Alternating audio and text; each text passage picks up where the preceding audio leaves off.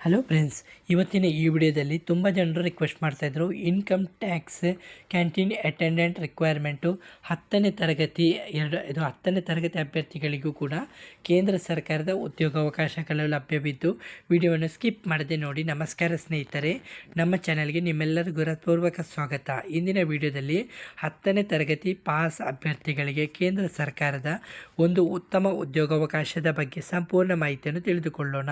Income tax department ವತಿಯಿಂದ canteen attendant ಹುದ್ದೆಗಳ ನೇಮಕಾತಿಗೆ ಅಧಿಕೃತ ಅಧಿಸೂಚನೆ ಪ್ರಕಟಿಸಲಾಗಿದ್ದು, ಸರ್ಕಾರಿ ಉದ್ಯೋಗಕ್ಕಾಗಿ ಕಾಯುತ್ತಿರುವ ಅಭ್ಯರ್ಥಿಗಳಿಗೆ ಇದು ಒಂದು ಉತ್ತಮ ಅವಕಾಶವಾಗಿದ್ದು, ಈ ವಿಡಿಯೋದಲ್ಲಿ ಹುದ್ದೆಯ ವಿವರ, ವಿದ್ಯಾರ್ಹತೆ ವಯೋಮಿತಿ, ವೇತನ, ಆಯ್ಕೆ ಪ್ರಕ್ರಿಯೆ ಮತ್ತು ಅರ್ಜಿ ಸಲ್ಲಿಸುವ ವಿಧಾನ, ಪ್ರಮುಖ ದಿನಾಂಕ ಸೇರಿದಂತೆ ಅಗತ್ಯವಿರುವ ಎಲ್ಲ ಮಾಹಿತಿಯನ್ನು ಸರಳ ಕನ್ನಡದಲ್ಲಿ ತಿಳಿಸುತ್ತೇನೆ.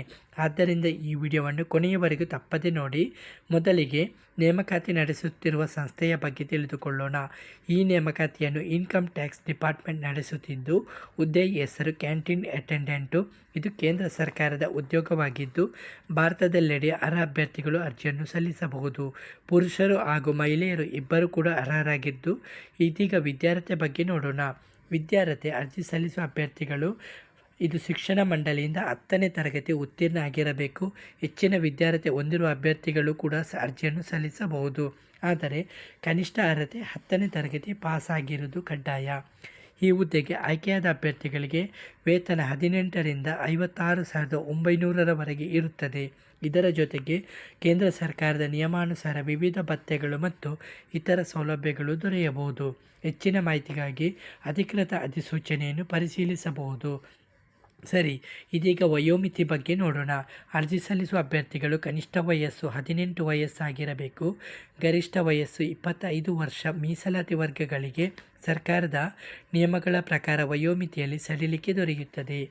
ಆಯ್ಕೆ ಪ್ರಕ್ರಿಯೆ ವಿಷಯಕ್ಕೆ ಬಂದರೆ, ಈ ನೇಮಕಾತಿಯಲ್ಲಿ ಲಿಖಿತ ಪರೀಕ್ಷೆ ಇರುವುದಿಲ್ಲ ಎಂದು ಅಧಿಸೂಚನೆಯಲ್ಲಿ ತಿಳಿಸಲಾಗಿದ್ದು, ಅಭ್ಯರ್ಥಿಗಳ ದಾಖಲೆಗಳ ಪರಿಶೀಲನೆ ಹಾಗೂ ಇಲಾಖೆಗಳ ನಿಯಮಗಳ ಪ್ರಕಾರ ಅಂತಿಮ ಆಯ್ಕೆ ನಡೆಯಲಿದ್ದು, ಆದಾಗ್ಯೂ ಯಾವುದೇ ಹೊಸ ಮಾಹಿತಿ ಪ್ರಕಟವಾದರೆ ಅಧಿಕೃತ ಅಧಿಸೂಚನೆಯ ಪ್ರಕಾರವೇ ಅಂತಿಮವಾಗಿ ಅನುಸರಿಸಬೇಕು.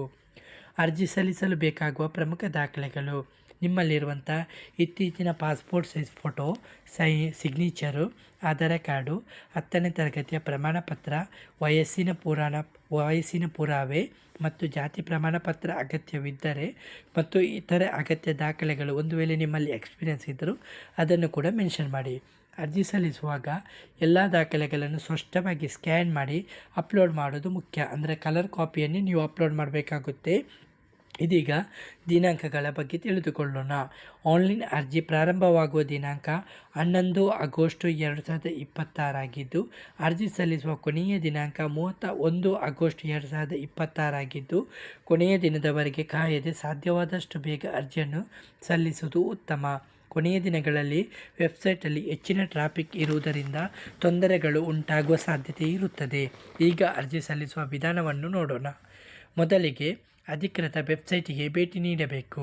ಅಲ್ಲಿ ರಿಕ್ವೈರ್ಮೆಂಟ್ ಅಥವಾ ಕರಿಯರ್ ವಿಭಾಗದಲ್ಲಿ ಕ್ಯಾಂಟೀನ್ ಅಟೆಂಡೆಂಟ್ ರಿಕ್ವೈರ್ಮೆಂಟು 2026 ಅಧಿಸೂಚನೆಯನ್ನು ತೆರೆಯಿರಿ. ಅಧಿಸೂಚನೆಯನ್ನು ಸಂಪೂರ್ಣವಾಗಿ ಓದಿದ ನಂತರ ಹೊಸ ಅಭ್ಯರ್ಥಿಗಳಾದರೆ ಮೊದಲು ನೋಂದಣಿ ಮಾಡಿಕೊಳ್ಳಬೇಕು. ನಂತರ ಅರ್ಜಿ ನಮೂನೆಯಲ್ಲಿ ನಿಮ್ಮ ಹೆಸರು, ಜನ್ಮ ದಿನಾಂಕ, ವಿಳಾಸ, ಮೊಬೈಲ್ ಸಂಖ್ಯೆ, ಇಮೇಲು, ವಿದ್ಯಾರ್ಹತೆ ಸೇರಿದಂತೆ ಎಲ್ಲ ಮಾಹಿತಿಯನ್ನು ಸರಿಯಾಗಿ ನಮೂದಿಸಬೇಕು. ಅಗತ್ಯ ದಾಖಲೆಗಳು: ಫೋಟೋ ಹಾಗೂ ಸಹಿಯನ್ನು ಅಪ್ಲೋಡ್ ಮಾಡಬೇಕು. ನಂತರ ಎಲ್ಲ ಮಾಹಿತಿಯನ್ನು ಮತ್ತೊಮ್ಮೆ ಪರಿಶೀಲಿಸಿ ಅರ್ಜಿಯನ್ನು ಅಂತಿಮವಾಗಿ ಸಲ್ಲಿಸಿ. ಅರ್ಜಿ ಸಲ್ಲಿಸಿದ ನಂತರ ಅದರ ಪ್ರಿಂಟ್ ಅಥವಾ PDF ಪ್ರತಿಯನ್ನು ನಿಮ್ಮ ಬಳಿ ಸುರಕ್ಷಿತವಾಗಿ ಇಟ್ಟುಕೊಳ್ಳಿ. ಅಫಿಷಿಯಲ್ ವೆಬ್ಸೈಟ್ ಲಿಂಕು ನಿಮಗೆ ಕಮೆಂಟ್ ಬಾಕ್ಸು ಇಲ್ಲ ಡಿಸ್ಕ್ರಿಪ್ಷನಲ್ಲಿ ಕೊಡಲಾಗುತ್ತೆ. ಹಾಗೆ ನೋಟಿಫಿಕೇಷನು ನಮ್ಮ ಟೆಲಿಗ್ರಾಮ್ ಚಾನಲ್ಗೆ ಬಂದು ನೀವು ನೇರವಾಗಿ ಡೌನ್ಲೋಡ್ ಮಾಡ್ಕೊಂಡು ನೋಡ್ಕೊಳ್ಬೋದು. ಸ್ನೇಹಿತರೆ, ಯಾವುದೇ ಸರ್ಕಾರಿ ಉದ್ಯೋಗಕ್ಕೆ ಅರ್ಜಿ ಸಲ್ಲಿಸುವ ಮೊದಲು ಅಧಿಕೃತ ಅಧಿಸೂಚನೆಯನ್ನು ಓದುವುದು ಅತ್ಯಂತ ಮುಖ್ಯ.